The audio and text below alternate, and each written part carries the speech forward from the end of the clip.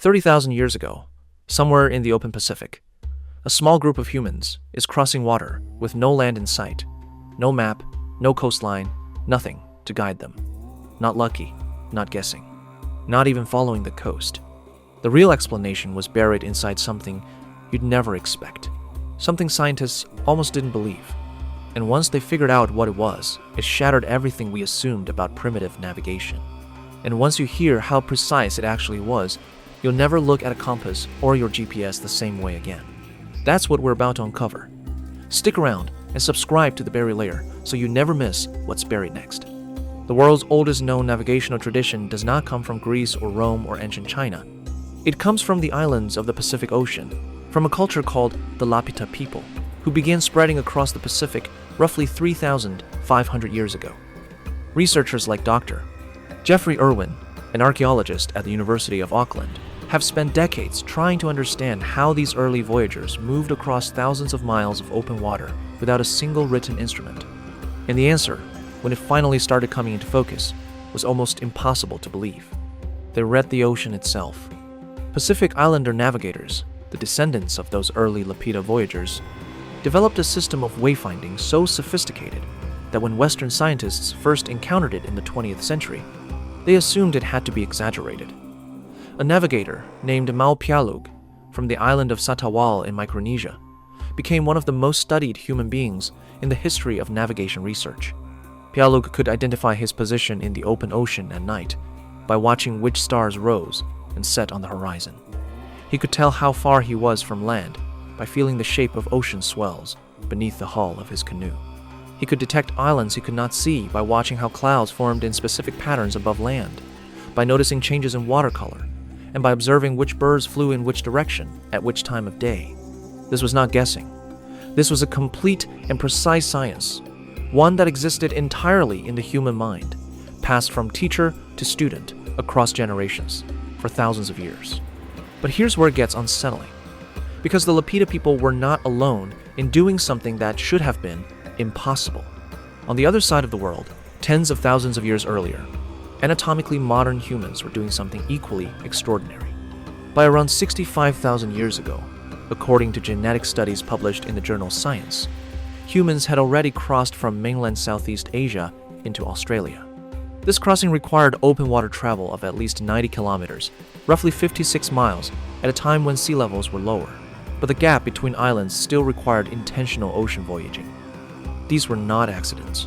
You do not accidentally travel 90 kilometers of open water and survive.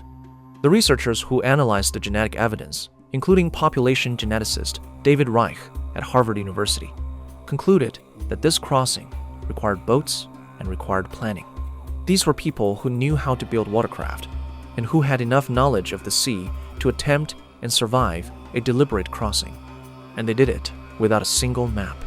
So what tools did they actually use? The answer, preserved in living navigational traditions documented by researchers like Dr. Ben Finney, who founded the Polynesian Voyaging Society in 1973, is something called a star compass. Not a physical object, a mental map of the entire sky. A trained Pacific wayfinder memorized the rising and setting points of more than 150 individual stars across the full circle of the horizon. They knew which star rose directly above which island.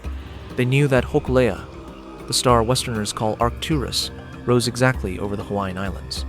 By keeping that star in a specific position relative to their canoe, they could hold a course across thousands of miles of open ocean with no instruments at all.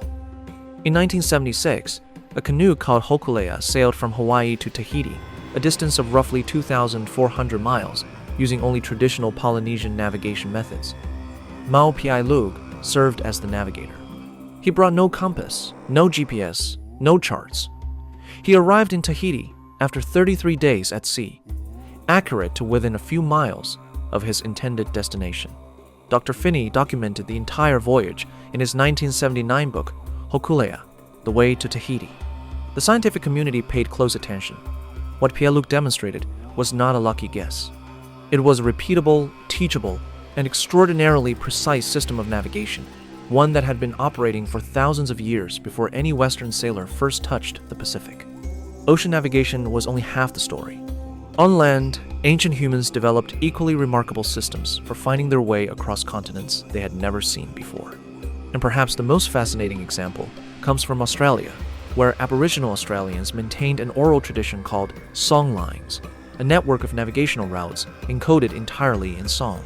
Songlines, documented extensively by researcher Bruce Chatwin in his 1987 book, The Songlines, and studied more rigorously by anthropologists like Dr. Philip Clark, were essentially maps set to music.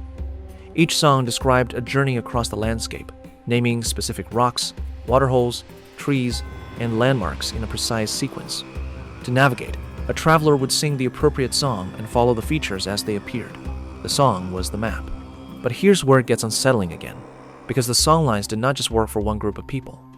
They connected across different language groups, across hundreds of miles of desert and wilderness. A traveler could follow a songline across territory belonging to a completely different culture, singing a song in a language they did not fully understand, and still navigate correctly because the landscape features described in the song were real and permanent.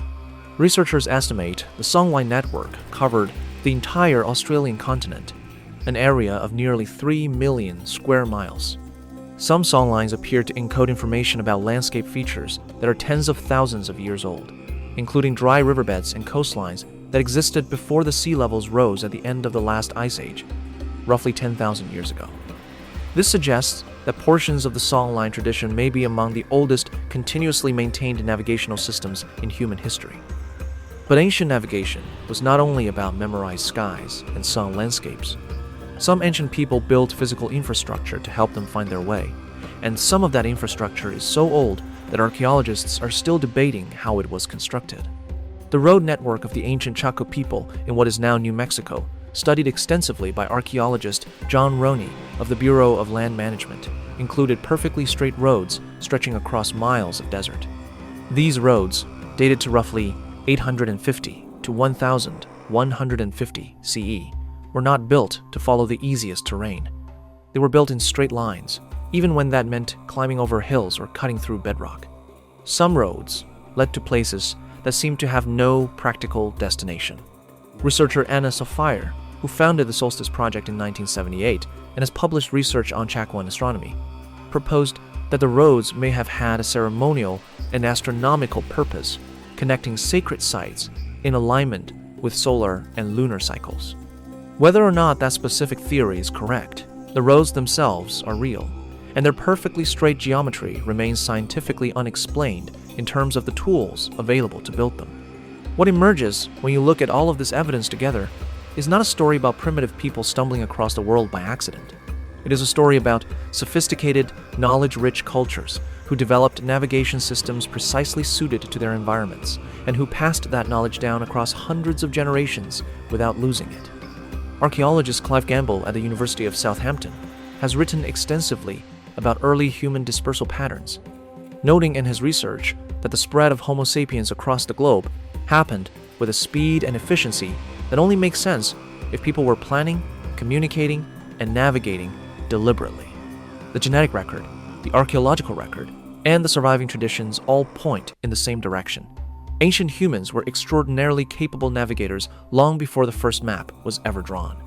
The earliest known actual map is a carved stone found in Ukraine, dated to approximately 14,500 years ago.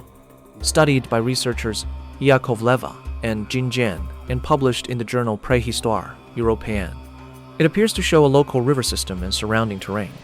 But by the time anyone bothered to carve that map, humans had already been navigating the entire planet for tens of thousands of years without one. Here is what this actually means, and it is something that mainstream conversation rarely stops to say out loud. We have inherited a quiet but deeply embedded assumption about the ancient world. We assume that intelligence, knowledge, and capability are things that accumulate over time, that people alive 50,000 years ago were mentally simpler than we are, that they had less understanding of the world, that they were groping in the dark while we have found the light. Every school textbook, without quite saying it, implies that history is a story of humans getting smarter. But the navigators who crossed the Pacific, the people who encoded an entire continent's geography into song, the builders of perfectly straight roads across empty desert, these people were not getting smarter. They were already fully, completely, remarkably intelligent. Their brains were identical to ours. What they lacked in written technology, they more than compensated for with memory, observation, and systems of knowledge transmission so robust that some of them survived intact for thousands of years. What we actually lost, when written technology replaced oral tradition, was not just a different method of storing information. We lost a kind of memory that no longer exists anywhere on Earth at scale, a human capacity for holding enormous, precise, navigable knowledge inside a living mind and passing it, without distortion, from one generation to the next across centuries. The ancient navigators did not need maps because they were the map. The knowledge was not stored on a surface. It was stored inside people. And when the people who carried it were lost through colonization, through disease, through forced cultural erasure, the knowledge often died with them permanently. What we are left with is the faint outline of a world that was far more connected, far more intentional, and far more intellectually rich than the story we usually tell about it. The ocean crossings happened. The songlines existed. The star compasses worked. We did not invent human intelligence. We inherited it from people who navigated the entire world with nothing but their minds.